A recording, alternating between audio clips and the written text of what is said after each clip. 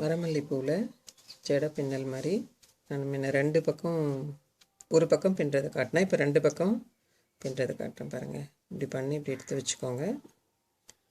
ஒரு இந்த பக்கம் பூ வச்சோம்னா இப்படி பின்னிக்கணும். ஆல்ரெடி இந்த வீடியோ நான் உங்களுக்கு காட்டியிருக்கேன். அடுத்தது இந்த சைடு பூ வைக்கணும். இந்த சைடு காம்பு வச்சோம் இல்லைங்களா, அடுத்தது இந்த சைடு இப்படி வச்சுக்கணும். இப்படி வச்சு இப்படி பின்னணும். நம்ம இப்படி பின்னினே போனோம்னா இது இந்த சைடு வந்துடும். நெக்ஸ்ட் இந்த பூ வந்து இந்த சைடு வந்துடும்.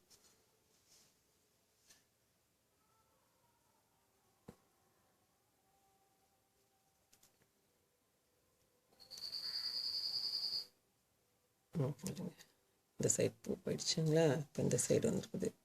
திருப்பி நம்ம இப்படி வச்சு இப்படி கட்டும்போது இந்த பூவு அந்த சைடு போயிடும். இப்போ இந்த சைடு வந்துச்சு பாருங்க, இவ்வளோ அழகாக நம்ம மாற்றி மாற்றி வச்சுனே வரணும். இவ்வளோ அழகாக வருது பாருங்கள். இது இந்த சந்தில் வச்சோம்னா இப்படி பின்னி இப்படி எடுத்துன்னு போயிடணும். இதே மாதிரி நம்ம வச்சு இது பண்ணினே வரணும். அழகாக வந்துடும். 2 பக்கமும் பூ வர மாதிரி எவ்வளோ அழகாக வருது பாருங்கள். நான் உங்களுக்கு இதை கட்டி காட்டுறேன். இங்கே பாருங்கள், இவ்வளோ நீட்டு பின்னியிருக்கேன்.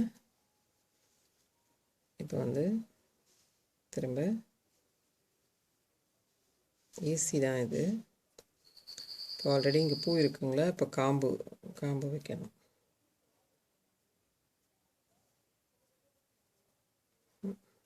இப்போ வந்து இந்த சைடு இருந்தே கூட வச்சுக்கலாம். இப்போ பூ வைக்கணும். இப்போது காம்பு வைக்கணும்.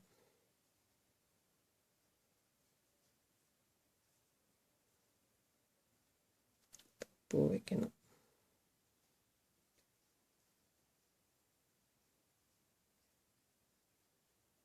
இதே மாதிரி நம்ம ஒன்று மாற்றி ஒன்று பின்னினே வரலாம். ரொம்ப ஈஸி தான் இது.